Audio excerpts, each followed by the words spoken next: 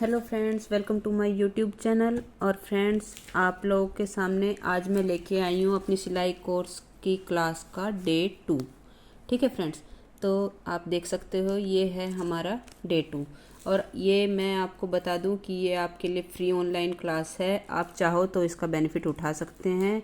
जो लोग क्लास करने में, क्लास लेने में या नॉलेज लेने में इंटरेस्टेड होते हैं, उनके लिए ये क्लास काफ़ी हेल्पफुल होगी। तो फ्रेंड्स, आई सजेस्ट यू कि आप लोग पूरी क्लास को अच्छे से देखें, स्किप मत कीजिएगा। अगर आपको कुछ भी नॉलेज लेनी है तो वीडियो को छोड़ छोड़ के मत देखिएगा, पूरी वीडियो को ध्यान से देखिए। और चलिए फ्रेंड्स, आज की क्लास स्टार्ट करते हैं। तो फ्रेंड्स, आज की क्लास उन लोगों के लिए है जो ये कहते हैं कि हमें सिलाई तो आती है, बट क्या है कि हमारे कपड़ों की फिटिंग अच्छी नहीं आ पाती है।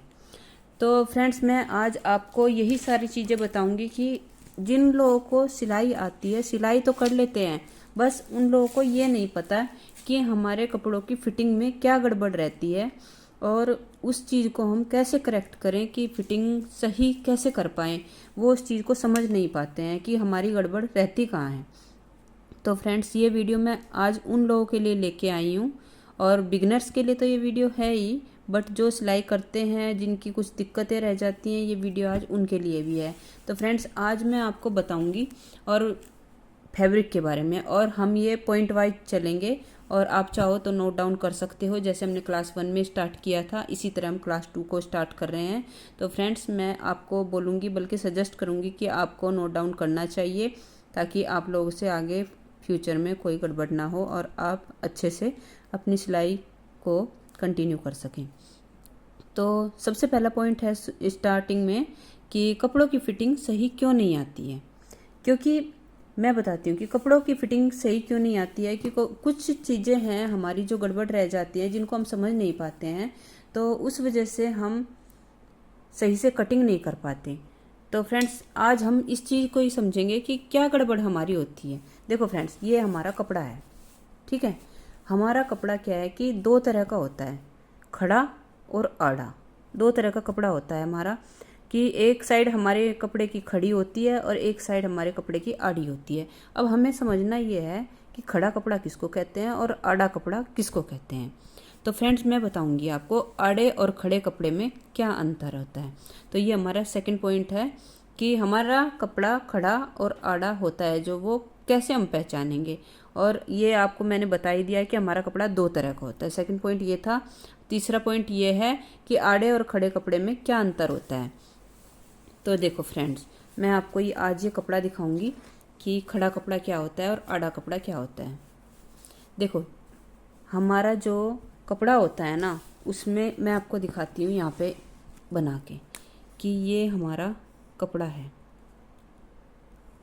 जैसे ये हमारा कपड़ा है, तो हमारा कपड़े में थ्रेड होते हैं, धागे होते हैं, छोटे छोटे तार से मिलके बनता है। ये इस तरह से होता है हमारा कपड़ा, ठीक है। ये होता है हमारा खड़ा कपड़ा। जो सीधे तार होते हैं वो खड़ा कपड़ा होता है, जो लेटे हुए तार होते हैं, इस तरह के तार होते हैं, वो आड़ा कपड़ा होता है। ठीक है फ्रेंड्स, अब इसकी पहचान क्या है कि आपको खड़ा और आड़ा कपड़ा किस तरह पहचानना है। ठीक है, तो जो खड़ा कपड़ा होता है वो कभी भी खिंचता नहीं है, ठीक है। जैसे ये देखो, ये कपड़ा है, आप इस कपड़े को इस तरह से देख लीजिए कि ये कपड़ा है हमारा, इस साइड से मैंने इसको पकड़ रखा है। फ्रेंड्स देखिए, मैं आपको थोड़ा और जूम करके दिखाऊंगी कि ये कपड़ा है। तो हमें इसके दोनों किनारी पकड़नी है इस तरह से, और हमें इस तरह से खींच के देखना है कि ये कपड़ा खींच रहा है या नहीं खींच रहा है। तो देखिए फ्रेंड्स, ये कपड़ा हमारा खींच रहा है। तो ये अगर कपड़ा खींच रहा है तो ये हमारा आड़ा कपड़ा हुआ, ठीक है।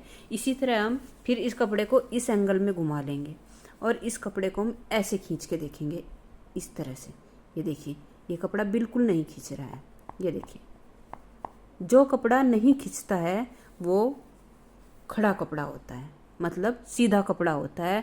और जो कपड़ा खींचता है वो हमारा आड़ा कपड़ा होता है, मतलब सीधा कपड़ा नहीं होता है। ये देखिए, ये कपड़ा हमारा खींच रहा है, ठीक है फ्रेंड्स। तो ये चीज़ें हैं कि आप इनको देख के पता लगा सकते हो। ये देखिए, ये देखिए, मैं आपको पास से दिखाऊंगी। ये देखिए, ये खिंच जाता है। एक लेयर पकड़ के भी दिखाती हूँ। ये देखिए, ये देखिए कैसे खींच रहा है, लेकिन इधर से देखो नहीं खींचता है, वहीं का वहीं है, नहीं खींचता है इधर से। ये जब भी खींचेगा इधर से खींचेगा, स्ट्रेचेबल टाइप का होता है। तो देखो फ्रेंड्स, आपको क्या है, पहले तो बात क्या है, कपड़े के बारे में पता होना बहुत ज़रूरी है कि आपका कपड़ा किस टाइप का है और क्यों इसमें गड़बड़ आ रही है। तो ये चीज़ें आपको सीखनी पड़ेंगी कि खड़े और कपड़े में क्या अंतर होती है। तो आप इसको लिख सकते हो, खड़ा कपड़ा खिंचता नहीं है और आड़ा कपड़ा हमेशा खिंचता है। देखो आजकल क्या है कि फ्रेंड्स, जो रेडीमेड सूट आ रहे हैं जिसमें एम्ब्रॉयडरी आ रही है फ्रंट में या कुछ भी वर्क आ रहा है, उसमें क्या है कि वो आड़े कपड़े में डिजाइन दे रहे हैं। तो हमें इमरजेंसी में ठीक है बनाना तो पड़ता है कि हाँ भाई डिजाइन अगर आड़े कपड़े में दे दिया तो हमें आड़े में ही सिलना पड़ेगा। लेकिन आप ये सब काम केवल इमरजेंसी में कीजिए। अगर इस तरह का कोई डिजाइन नहीं है कपड़े में तो आप हमेशा सीधे कपड़े में ही कटिंग कीजिएगा, उससे आपका कपड़ा कभी भी खींचेगा नहीं और फिटिंग बहुत अच्छी आएगी। ठीक है, तो ये मेरा मेन पॉइंट था आज की क्लास का, डे 2 का, कि हमारे कपड़े में क्या कमी रह जाती है, हमारे फैब्रिक में क्या कमी रह जाती है जो कपड़ों की फिटिंग सही से नहीं आती है। तो इसमें आपको फैब्रिक की पहचान होनी बहुत ज़रूरी है, तभी आपको पता चलेगा कि हमारी क्या कमी रह जाती है कि हमारा कपड़ा जो है साइड से खिंचता रहता है, एक तरफ से कपड़ा भागता रहता है। तो उसमें क्या कमी रह जाती है जो हम इस तरह की कमियों को फेस करते हैं। तो आपको ये वाली गलतियां नहीं करनी है कि आपको आड़े कपड़े में कटिंग नहीं करना है, सीधे कपड़े में कटिंग करना है हमेशा, अगर अपने कपड़े की फिटिंग अच्छी चाहिए। ठीक है फ्रेंड्स, तो ये वाला टॉपिक हमारा हुआ। अब हम आपको बताएंगे कि पट्टी, गले की पट्टी, कैसी भी पट्टी, बाजू पे लगाने की पट्टी, कि पट्टी के बारे में आपको बताएंगे कि पट्टी कितने तरह की होती है और पट्टी को किस तरह निकालते हैं। देखो एक तो होती है सीधी पट्टी और एक होती है उरेब पट्टी। ठीक है फ्रेंड्स, मैक्सिमम टाइम हम उरेब पट्टी का ही यूज करते हैं और आज की वीडियो फैब्रिक के लिए और पट्टी निकालने की नॉलेज के लिए ही बनाई गई है कि पट्टी को हम उरेब पट्टी को कैसे निकालेंगे। तो ये पॉइंट है हमारा पट्टी के बारे में कि हम उरेब पट्टी को कैसे निकालते हैं। तो फ्रेंड्स, पट्टी निकालने का जो सही तरीका होता है मैं आज आपको बताऊंगी और पट्टी निकाल के कटिंग करके आपको दिखाऊंगी कि हमें पट्टी कैसे निकालनी चाहिए। ये आपके लिए काफ़ी हेल्पफुल रहेगी। तो मैं चलिए आपको स्टार्टिंग में आपको पट्टी का कटिंग करके दिखाती हूँ कि पट्टी का कटिंग हमें कैसा करना है। ठीक है फ्रेंड्स, तो चलिए फ्रेंड्स यहाँ इसको साइड में कर देते हैं। ये मेरे पास एक हैंकी है, ये वैसे यूजलेस ही है, मैं इसकी कोई ज़रूरत नहीं है, तो मैं आज इसी के ऊपर आपको पट्टी का कटिंग करके दिखाऊंगी। ठीक है फ्रेंड्स, तो ये देखिए, ये हमने तिरछी एक लाइन बना लेंगे इसके ऊपर। ये देखिए मैं, फ्रेंड्स देखिए आप ये ध्यान रखिएगा कि ये मेरे पास एक इरेजेबल पेन है। जैसे आप चौक से निशान लगाते हैं ना, इसी तरह ये एक इरेजेबल पेन होता है। ठीक है, तो इरेजेबल पेन का क्या फ़ायदा है, मैंने इसके ऊपर भी काफ़ी अपनी शॉर्ट वीडियो भी बनाई हुई है, लॉन्ग वीडियो भी बनाई हुई है, कि जब हम इससे निशान लगाते हैं ना कपड़े पे तो वो मिटता नहीं है और आप इजीली स्टिचिंग कर पाते हैं। लेकिन जैसे ही आप कपड़े को तैयार करने के बाद उस पर आयरन करेंगे, प्रेस करेंगे, तो वो निशान अपने आप ख़त्म हो जाता है, आपको दिखाई नहीं देगा। इसलिए इसको क्या बोलते हैं, इरेजेबल पेन। ये मार्केट में अवेलेबल है, ऑनलाइन भी अवेलेबल है, आप चाहो तो इसको परचेज कर सकते हो। तो ये तो रही इस पेन की बात। तो अब हम आते हैं वापस अपनी उरेब पट्टी पर। तो फ्रेंड्स देखिए, मैं एक ऐसे तिरछा निशान लगा के आपको उरेब पट्टी निकालनी बताऊंगी कि हमने उरेब पट्टी को कैसे निकालना है। तो ये देखो, मैंने आपको बताया था कि हम इस पर तिरछा निशान लगा लेंगे। ये देखिए इस तरह से पूरा एक तिरछा निशान लगा लेंगे। ये निशान हमें कभी भी ऐसे सीधा नहीं लगाना है, तिरछा लगाना है।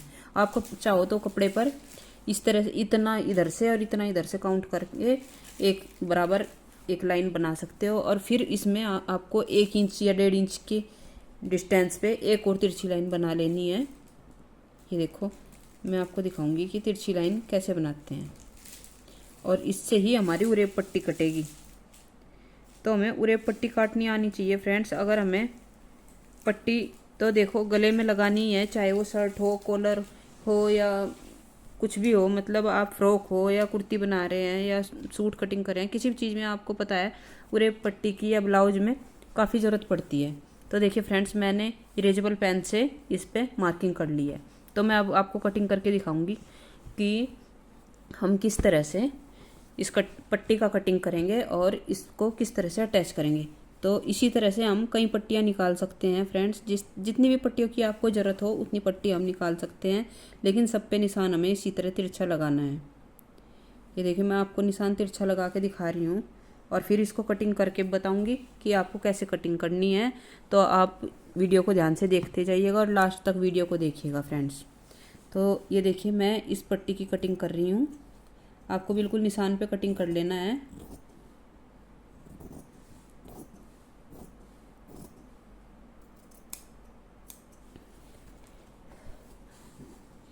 ये देखिए, मैंने तो यहाँ पे 1 इंच की पट्टी निकाली है। आप चाहो तो 1.5 इंच की, 2 इंच की, जितनी भी आपको चौड़ी पट्टी की ज़रूरत है उतनी चौड़ी पट्टी आप निकाल सकते हैं।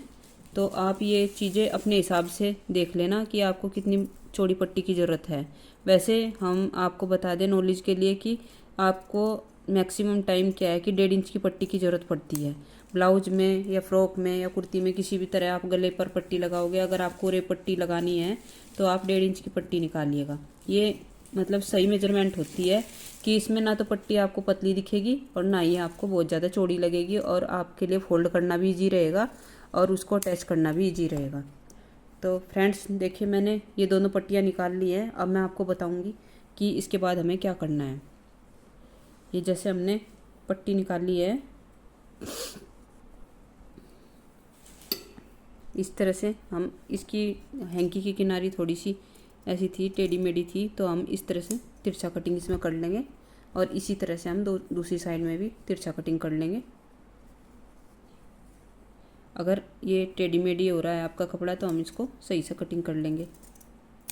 ये देखिए फ्रेंड, मैंने इस तरह से तिरछा कटिंग कर लिया है। अब मैं आपको बताऊंगी कि हम इन पट्टियों को कैसे जॉइंट करते हैं आपस में। ये देखिए, अगर ये पट्टी का किनारी हमारी इस तरह से है और इसमें भी इसी तरह से है, तो हम इनको ऐसे नहीं कि इनको ऐसे रख के सिलाई नहीं मारेंगे। उससे क्या होगा ना, मान लो हमने इस तरह से सिलाई मार दी इस पर, तो जब हम इस पट्टी को सीधा करेंगे, अब देखो मैं आपको सीधा करके दिखाती हूँ कि ये पट्टी किस तरह से हो जाएंगी। ये पट्टी इस तरह से हो जाएगी वी शेप में। ये देखिए, तो ऐसे पट्टी थोड़ा ना लगानी है हमें। अब मैं आपको सही तरीका बताऊंगी कि इनको जोड़ने का सही तरीका क्या होता है।